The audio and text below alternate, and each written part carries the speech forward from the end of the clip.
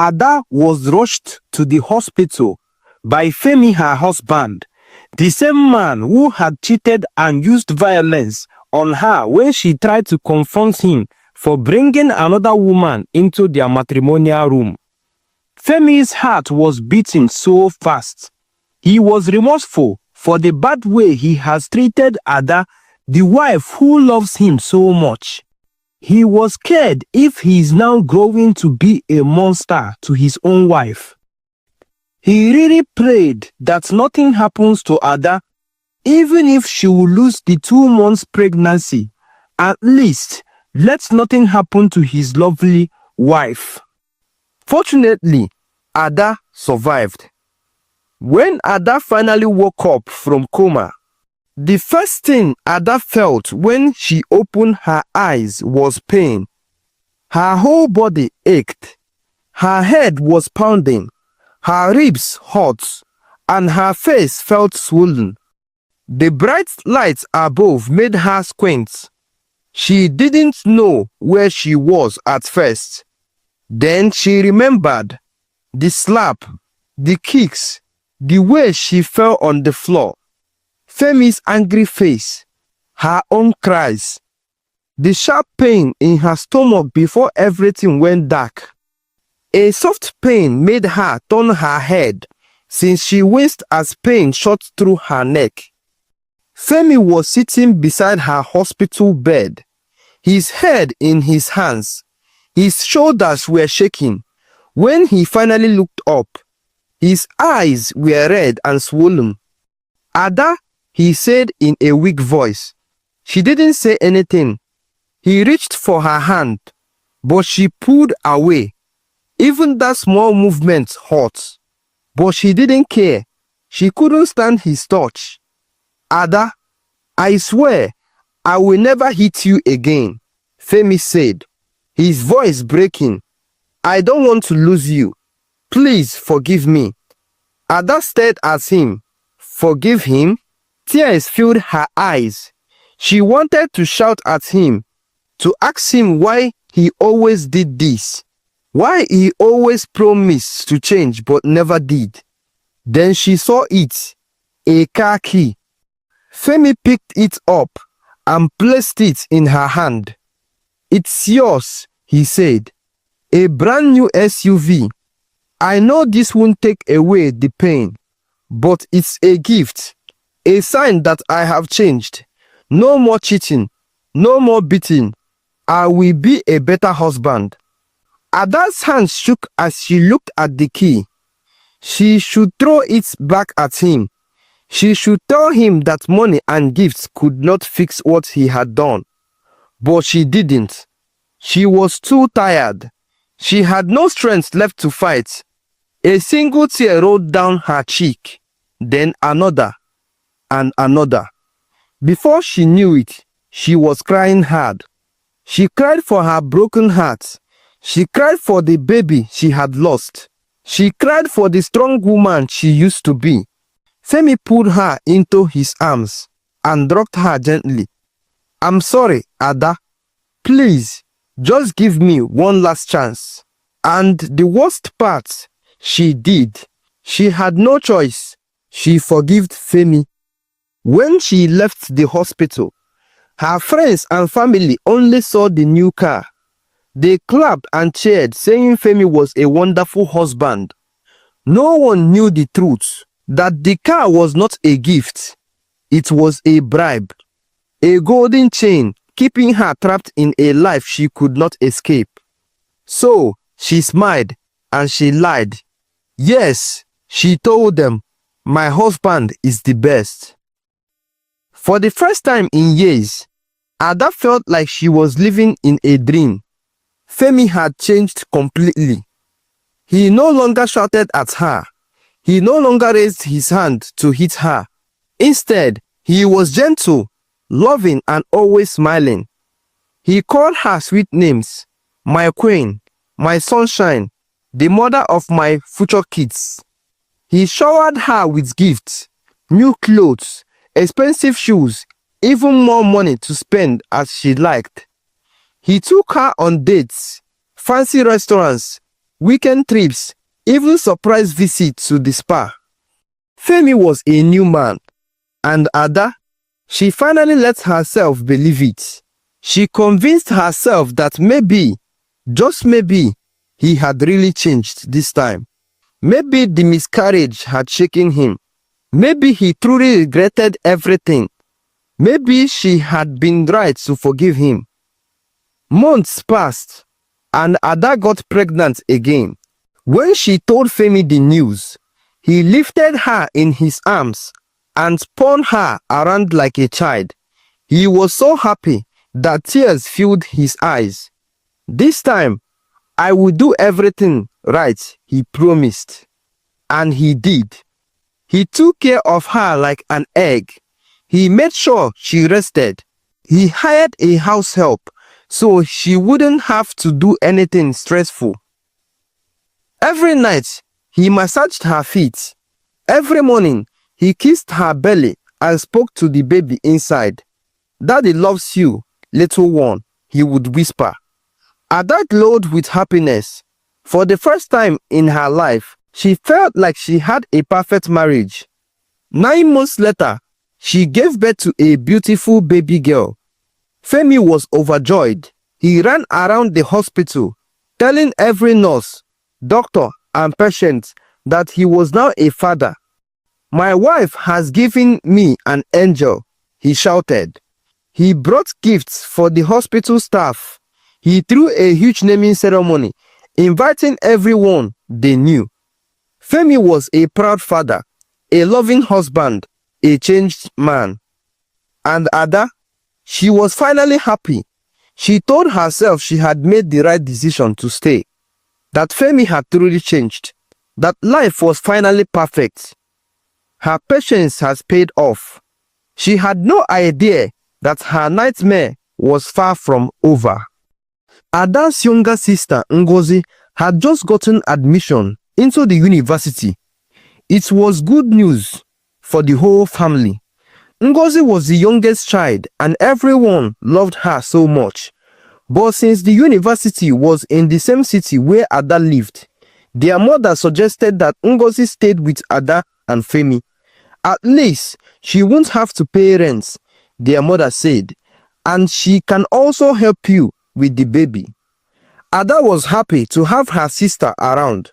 Taking care of a newborn baby was not easy, and she needed all the help she could get. Ngozi moved in with them, and at first, everything was fine. Femi was very kind to her. He treated her like his own sister. He bought her small gifts, perfume, handbags, and even expensive body creams. "Your skin is too dry," he told her with a smile. "Use this, it will make you glow." Ada was touched by his kindness. Femi has truly changed, she told herself. He is such a good man now.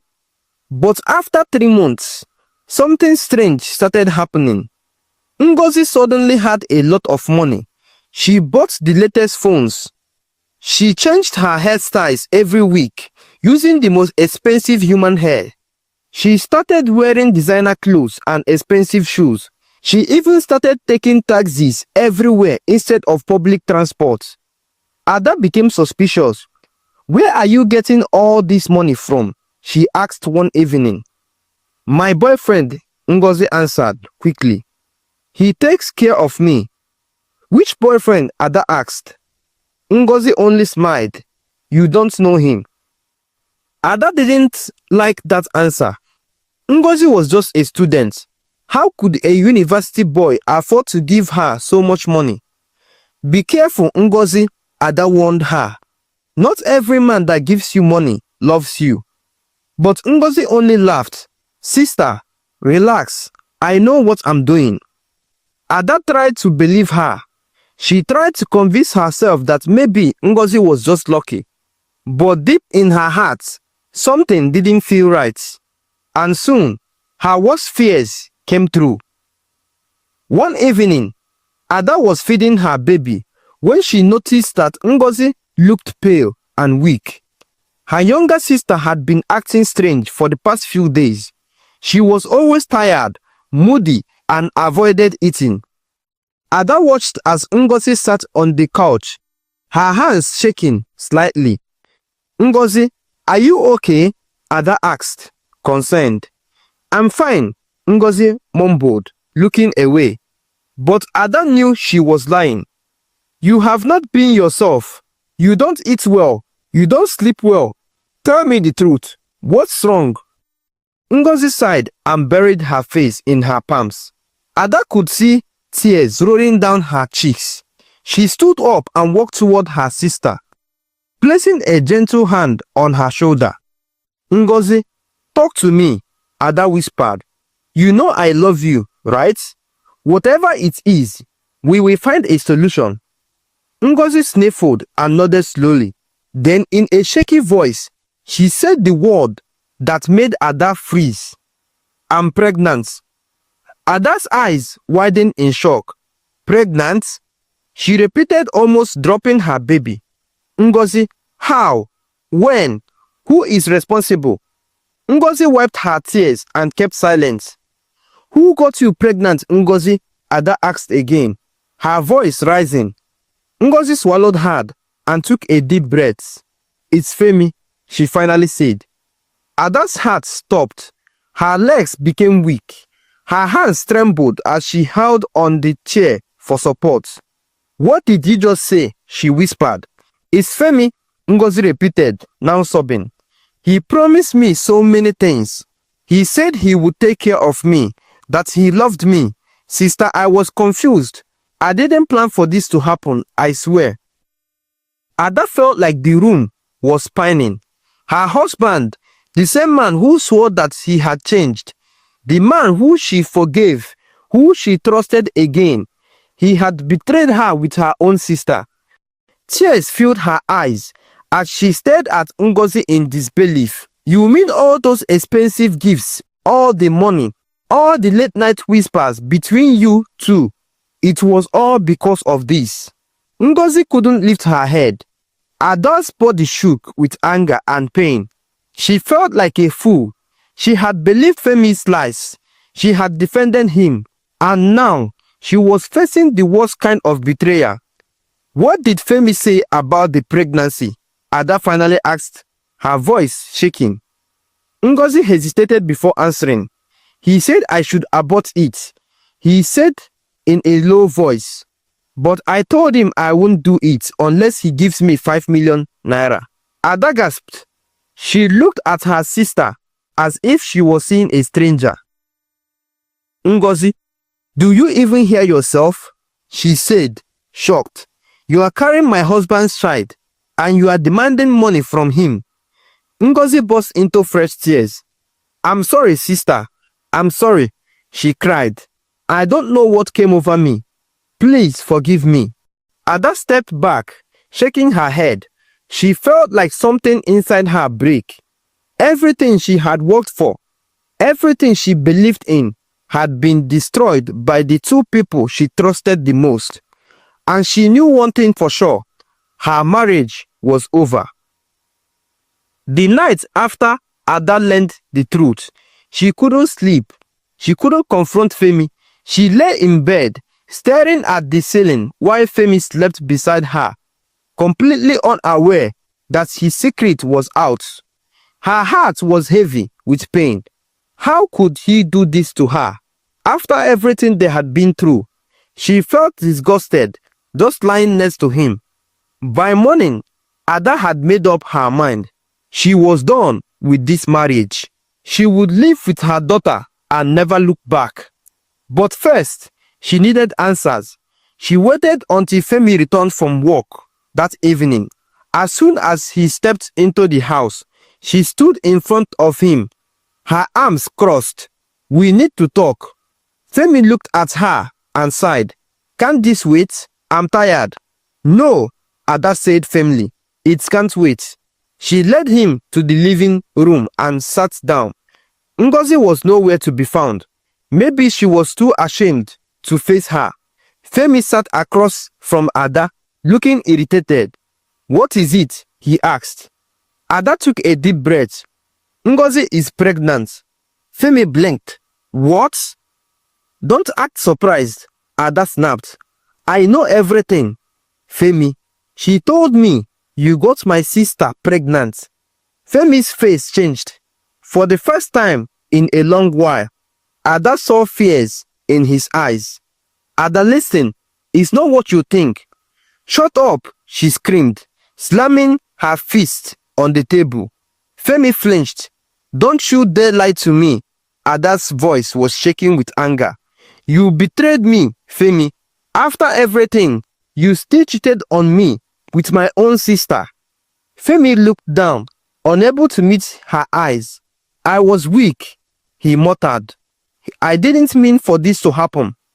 Ada let out a bitter laugh. Weak? That's your excuse, she scoffed. You had an affair with my sister for months. You bought her gifts. You gave her money. You made her believe you loved her. And now she's pregnant.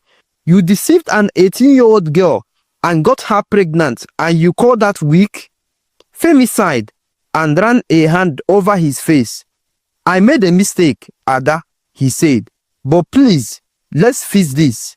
Don't let this destroy our home. Ada shook her head.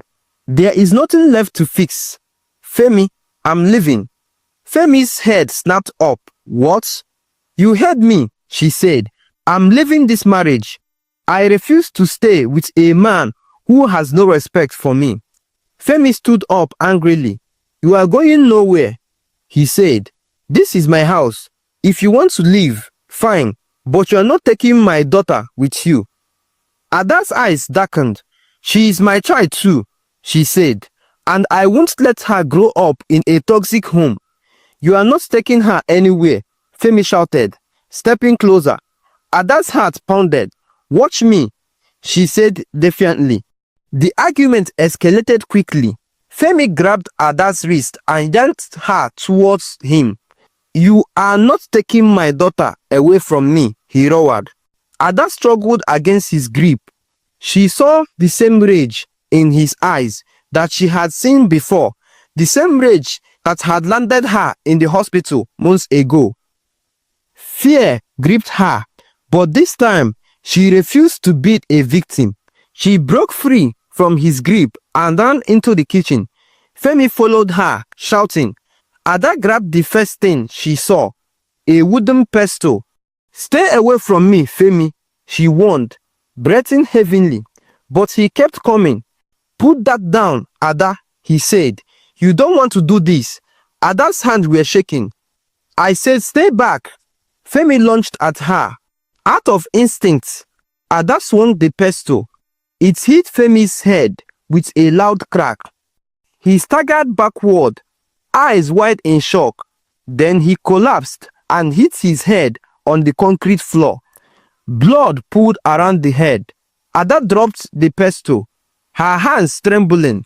She didn't mean to. She didn't mean to. The sound of Femi's scream filled the house. It attracted the attentions of the neighbors. Femi was rushed to the hospital, but on arriving at the hospital, the doctor confirmed Femi dead. At this point, without anyone telling her, Ada knew her life was shattered. Of course, the law have no excuse for murder. So, Ada was arrested with immediate effect and was charged to court. Ada sat in the courtroom, her hands in cuffs. The judge's voice echoed, Ada, for the crime of manslaughter, you are sentenced to 10 years in prison. Ngozi sobbed. She knew she caused this whole scenario. But Ada, she only stared at the ground. She had loved Femi. She had forgiven him. She had given him another chance. And in the end, it cost her everything. It cost her freedom. The man she loved so much was no more. She killed the father of her own child due to infidelity and domestic violence. This will traumatize her forever. But that was not all. Now she won't even be in the life of her beautiful daughter. Now her daughter would grow up without the love of a father or a mother's love. No one would take care or love her child like she does. She was broken. As the guards led her away, One thought burned in her mind. Regrets.